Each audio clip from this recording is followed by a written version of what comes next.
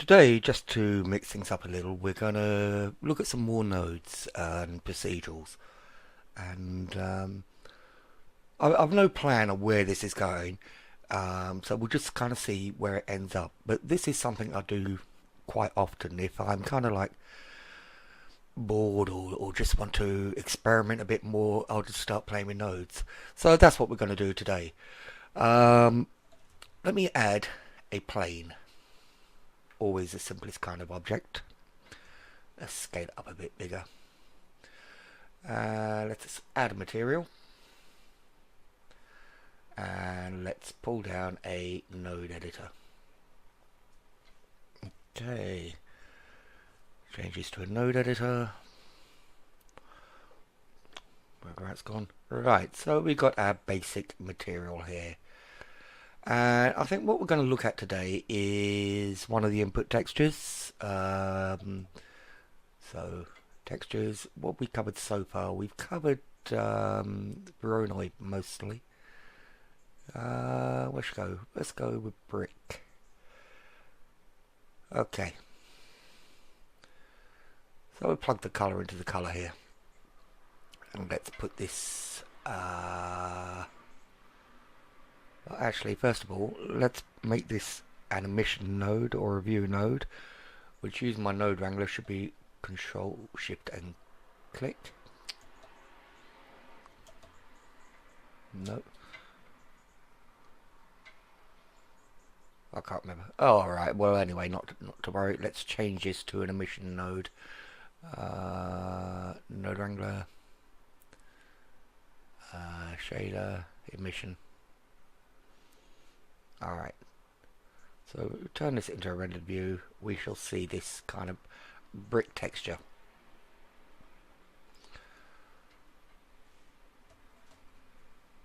Okay, so we can see here that it's created this brick-like pattern. Okay, now if we have a look at the node, let's have a look what we've got going on here. We've got a number of options, but I'm looking at the colors, and we've got a white and kind of a dark grey here, mid to dark grey. So if we look at the texture, leaving aside the joints, this black grid pattern, we've actually got more than just those two colours. We've got dark grey, we've got a mid grey, we've got a slightly lighter grey, and we've got a white. And these are appearing quite randomly, as you'd expect in a brick. So what's going on here? We've only got two colours here, but we've got at least four colours here. Well, what happens is the brick texture will mix up these two colours into different shades. So example, if I was to change, let's change this to red and blue.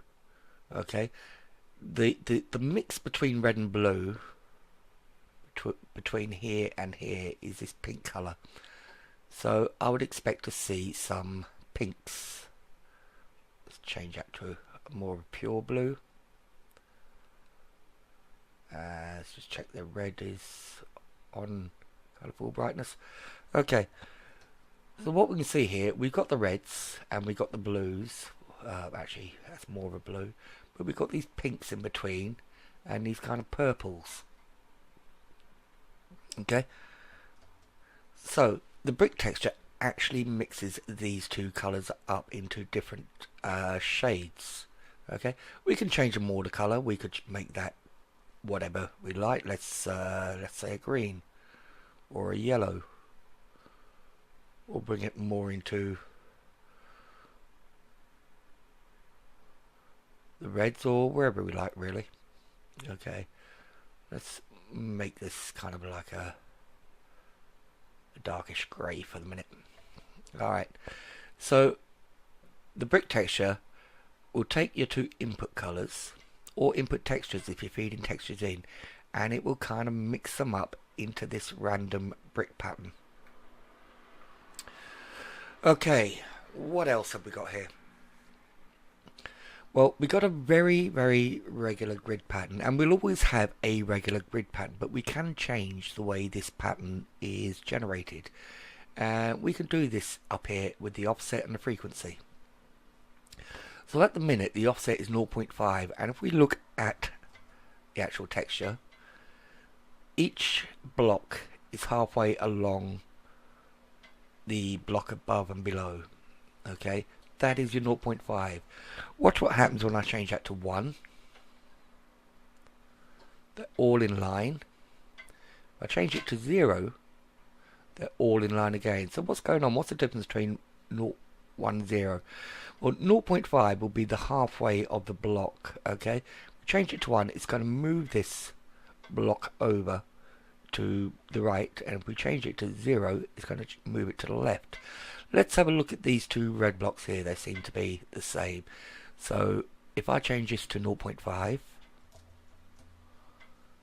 you see this block here has moved across half the distance. Okay, adjacent to that is the blue. So if I was to change that to 0, what I'm expecting is this blue block moving halfway across this distance. It'll actually be one full block width, because we're on this offset of 0.5. So let's change this to 0. Okay, that blue block is actually looking purple now, so let's just slowly bring this across. Okay, the blue block, I'm sorry, was this one here. Okay, so that's at 0. Let's move this across slowly. And you can see that's where I was getting confused, because you had the two red blocks here together. You can see this block moving, sliding along. So we can change the offsets. So we could have this nice kind of square pattern, slightly offset, half offset with 0.5, or back to the square pattern but shifted over one block width. Okay, let's change this to 0.5 again. We've got a frequency here. Okay, frequency of 1 is giving us this square pattern again. Okay, it is repeating the pattern once every grid area. Okay, default is 2, so we're getting this 0.5 offset. If I go to 3, what we're getting is every third row is being offset. So let's say we start here, we're at these reds again. Okay, so 1, 2, third one is offset, 1, 2, third one is offset, 1, 2, third one is offset. Okay, and if I do it to 4, or not 4, not 14, if I do it to 4, it'll be every fourth block. 1, 2, 3, 4 is offset, and so on and so on. So we can build up some kind of interesting bond patterns here. I call them bond patterns because when bricks are laid, generally they are laid offset to give them more strength, but they can be offset in different patterns. Let me see if I can find an example here. In brickwork, in double row brickwork, certainly in the UK, there are certain patterns that bricks are laid out in. There's a couple of common ones. Well, let's start with a common bond would be this repeating every single row. Okay, but if we look at something like a Flemish bond, let me just bring this over. If we look at a Flemish bond, we got different offsets, and you see from this top course of bricks how they are done. Okay, now Flemish bond is going to be hard to achieve with procedurals, but we've got other bonds like English garden wall. Let me just quickly Google that.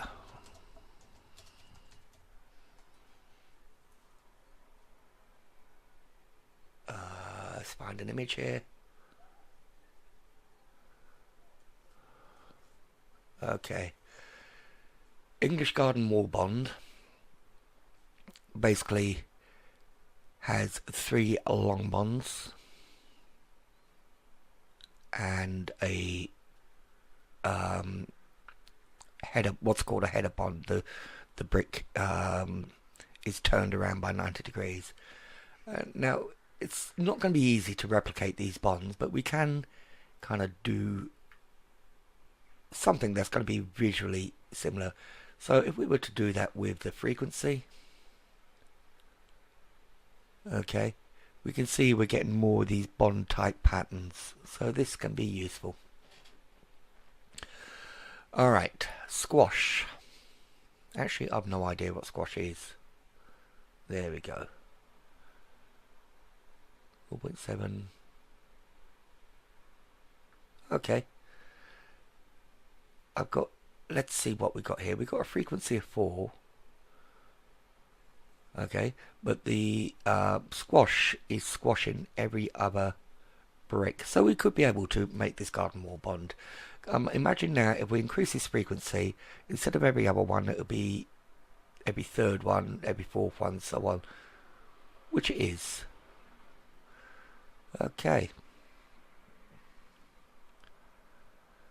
So we're able to get this offset and this bond. Now if I change this offset to 0.75,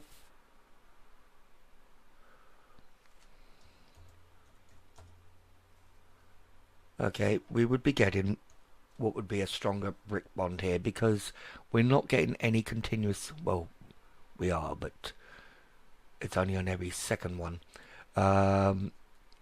These bricks are overlaying, interlocking, which gives us that bond. Okay, so that's the squash and the frequency. So let's change the squash back to 1. Let's change its frequency back to 2.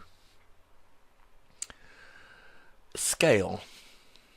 Okay, so if I scale up, it works pretty much as a texture scale. Okay, if I scale down, they become bigger. So scale of 1, scale of 5. Okay, the mortar size is going to be the size of the joints in between, which is looking at 0.02 is looking,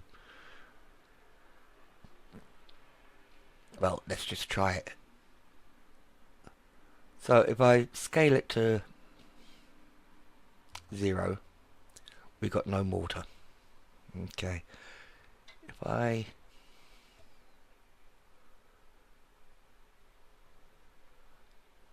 scale it up, you can see how the mortar joints are getting bigger. Okay, so we could we could get some interesting effects this way. It's not looking like a brick anymore, but we could certainly use it in another type of application. I don't know, like a dance floor or something like that. It's a basis for something.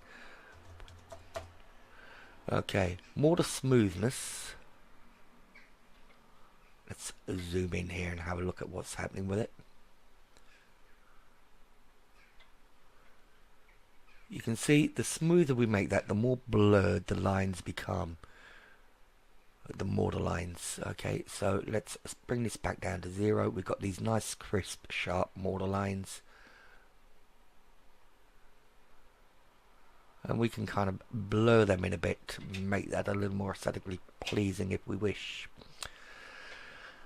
The bias is going to be the bias of the colours and the mix. So this is how we can kind of change the mix, I believe.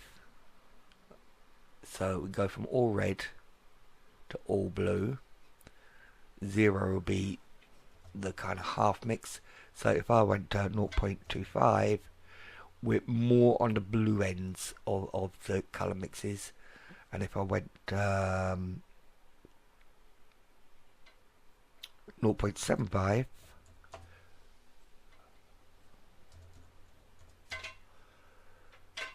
we're virtually all blue. But if I went minus 0.25, we're getting more of the reds coming through. Okay, so let's make this a bias of 0. So we got the full range, as it were.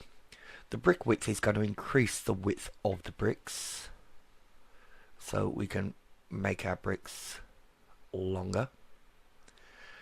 And similarly, the row height is going to increase the height of the bricks. Okay, which also can be useful. So let's say a width of 0.5, a height of 0.5. Okay, and if we make our offset 0, so they're all in line. Okay, what we now get is this tile effect, which we can kind of use in somewhere.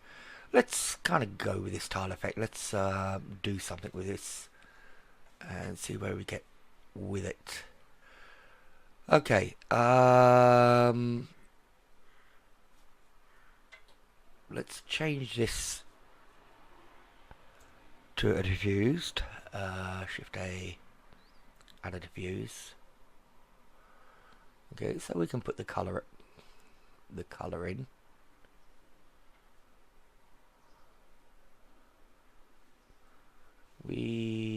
What we got going on with our light, we've no lighting in the scene, so let's add some lighting. Okay, let's go a bit stronger.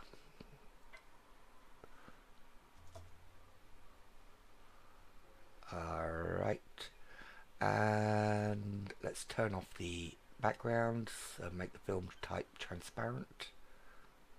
There we go. Alright, so we kind of got this just a basic tile type material. Because it's tiles, I probably want my mortar size a little smaller, so it looks more like it. Let's add a gloss in here, so Shift A, let's add a glossy shader and a mix.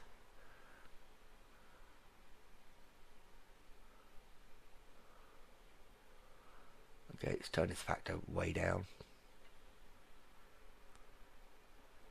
Right. What I may want to do here is add some kind of depth to the tile, so probably a bit of displacement.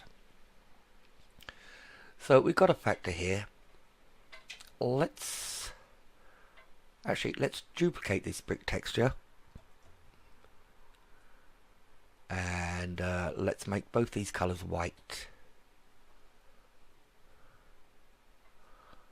Okay, and then put that factor into the displacement, because what we're essentially doing here is saying each one of these brick or blocks is white and it's going to displace upwards, and the mortar joints we know are black, which shouldn't displace. Okay, so now we can see we're getting this kind of raised tile texture.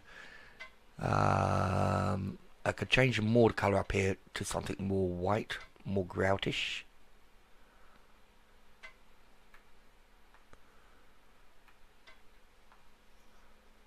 So we're getting well, let's go full screen on this.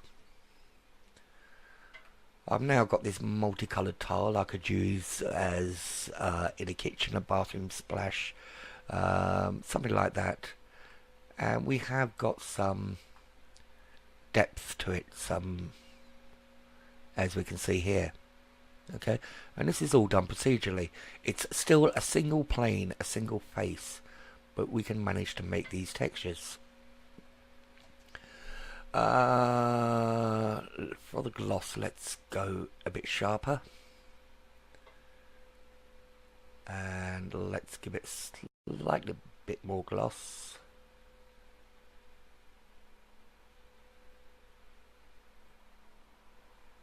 Okay, let's have a look at that.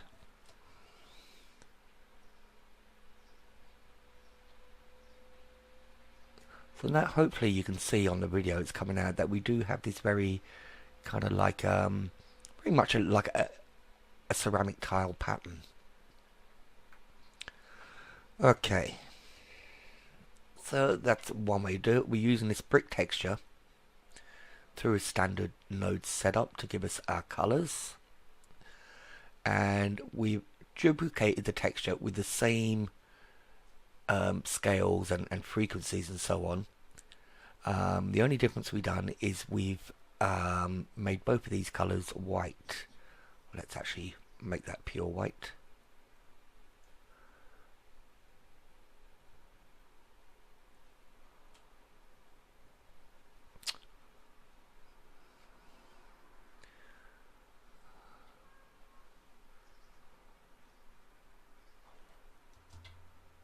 Okay, we've made both these colors white, so